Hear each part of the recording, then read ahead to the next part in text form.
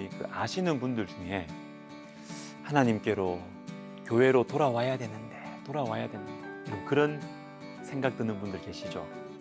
여러분 이 프로그램을 카톡으로 전달해 주십시오.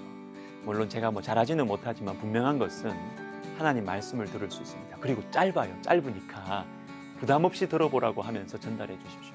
하나님께로 돌아와야 할 사람들이 우리 주변에 많이 있습니다.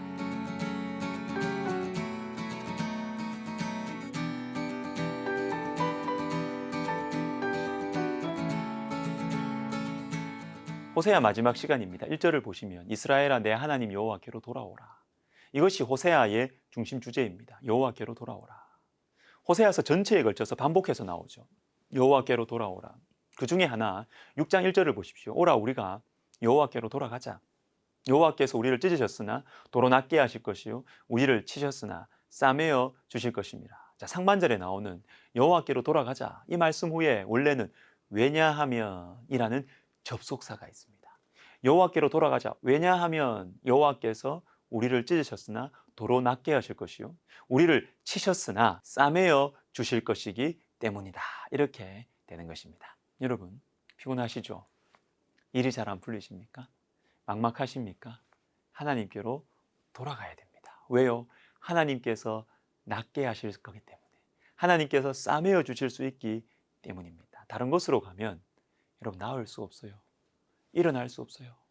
비록 나의 죄악과 나의 게으름과 잘못된 선택으로 하나님을 떠나서 하나님의 축복을 누리지 못하고 있어도 이제라도 하나님께 돌아가면 다시 시작할 수 있습니다. 우리가 하나님께로 돌아가야 합니다.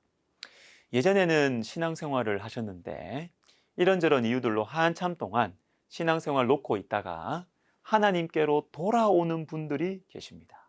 그런데 이분들의 이야기를 쭉 들어보면요, 대체로 어릴 때 교회 다닌 적이 있거나 중고등학교를 미션스쿨로 다녔어요. 그 당시에는 선생님이 억지로 가라고 하니까 갔어요. 그런데 인생의 고난, 이별, 실패, 슬픔 속에서 그때 생각이 나는 거예요. 그때 들은 말씀, 그때 불렀던 찬양이 생각이 나고 그때 그 따뜻했던 채플의 분위기, 교회의 분위기가 생각이 나는 것입니다. 돌아가야 되겠구나. 하나님께로 가야 되겠구나. 사랑하는 여러분, 하나님께로 돌아가야 합니다. 그런데 오늘 본문 2절을 보시면 말씀을 가지고 여호와께로 돌아와서 라는 말씀이 있습니다. 그리고 수송아지를 대신하여 입술의 열매를 주께 드리리다 라는 말씀도 나와요. 말씀이 들려오고 말씀이 생각나는 것입니다. 입술의 열매는 신앙 고백이죠. 과거에 했던 나의 신앙 고백이 지금 생각이 나서 하나님께로 돌아가야 되겠구나 라는 마음이 드는 것입니다. 또 입술의 열매를 드리는데 수송아지를 대신하여 드립니다. 여러분, 하나님께서는 우리의 중심을 기뻐하십니다. 물론 형식도 중요해요. 규칙도 필요합니다. 우리의 게으름 때문이죠. 우리의 죄성 때문에 규칙과 형식도 필요합니다. 그러나 더 중요한 것은 중심이에요. 마음이에요. 그 유명한 시편 51편 17절을 제가 읽어드릴게요. 다윗이 밧세바를 범한 후에 나단 선지자를 통해서 하나님의 말씀을 들었을 때 지은 시입니다. 하나님께서 구하시는 제사는 상한 심령이라. 하나님이여 상하고 통회하는 마음을 주께서 멸시하지 아니하시리이다. 워낙 유명한 말씀이다 보니까 저도 그냥 그런가 보다 하고 넘어갔었는데요. 최근에 우리 교회 이 고난주간 특별 새벽 기도의 말씀을 전하면서 이 말씀이 새롭게 다가왔어요. 상한 심령이 뭘까? 상한 심령, 이게 부서진 마음이거든요. 부서진 마음. 그럼 부서진 마음이라면 무엇이 다윗의 마음을 부수었다는 거잖아요. 다윗의 마음이 어디에 맞아서 부서졌을까요? 하나님 말씀에 맞아서 부서진 것입니다.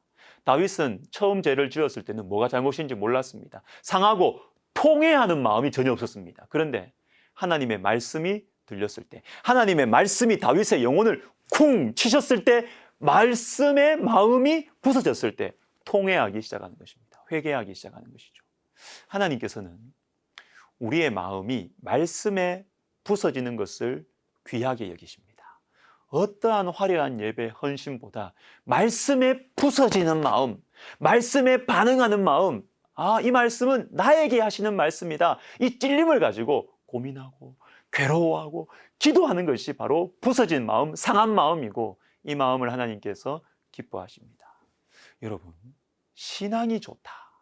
신앙이 좋은 사람은 도대체 어떤 사람일까요? 저는 조심스럽지만 자신 있게 말씀드릴 수 있습니다. 말씀으로 자아가 꺾인 사람이에요. 말씀에 맞아서 자신의 교만함과 자신의 기준이 꺾여진 사람이 신앙 좋은 사람이에요. 일 많이 하고 신앙적인 말들을 많이 하는 것으로는 여러분 그 사람의 신앙 믿을 수 없더라고요. 마음이 말씀에 꽉 맞아서 꺾여야 돼요. 말씀으로 마음이 꺾이면요, 하나님의 은혜를 진심으로 구합니다. 나의 실력, 나의 경건의 모습, 나의 선한 행위들이 아니라 정말로 하나님의 은혜를 바라보게 되는 것입니다. 누가복음 9장 23절, 또 무리에게 이르시되 아무든지 나를 따라오려거든 자기를 부인하고 날마다 제 십자가를 지고 나를 따를 것이니라. 자기를 부인하고 나의 십자가를 지고 주님을 따르는 것이에요. 그런데 자기를 어떻게 부인해요? 내가 무슨 힘으로 내 십자가를 질 수 있습니까? 말씀이에요. 말씀의 경책으로, 말씀의 능력으로, 말씀의 위로로 우리가 나를 부인할 수가 있고요, 주님을 따라갈 수 있는 것입니다.